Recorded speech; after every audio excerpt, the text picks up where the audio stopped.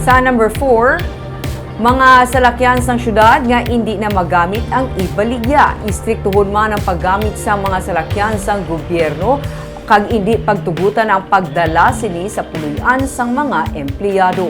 May report si Nico Delfin. May masobra sa 40 ka mga salakyan nga pwede magamit sang syudad para sa MABCAB, ang ride-sharing kag carpooling service ng Bacolod para sa mga empleyado, agod nga mas mangin efficient ang pagserbisyo sang tagsa ka mga departamento. Pero antes pa man igalunsar ang MABCAB, ginpa-inventory anay ni Mayor Albi Benitez ang mga salakyan, pati na mga motorsiklo nga pwede magamit sa MABCAB. Within the month, may final inventory lang nagpa-call si Mayor sang tanan nga vehicles nga i-park diri sa likod sa aton nga NGC para nga ma-final inventory di ilang igamipon for the MABCAB nga ride sharing natin. Kasubong sang Capital Cab nga ginagamit sang provincial government, gamiton man sang Bacolod ang local application nga sarang ma-access sa mga empleyado para sa booking sang salakyan nga ila gamiton sa trabaho.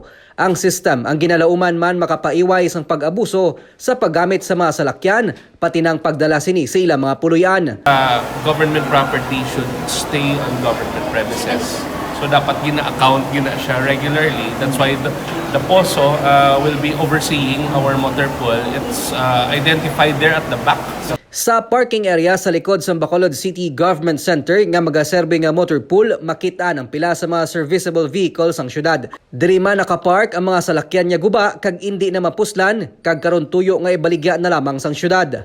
So it's possible ang direksyon takon damo nagituba ipa-declare ta as unserviceable, then i-refer ta naman sa disposal committee for bidding pag i-dispose natin.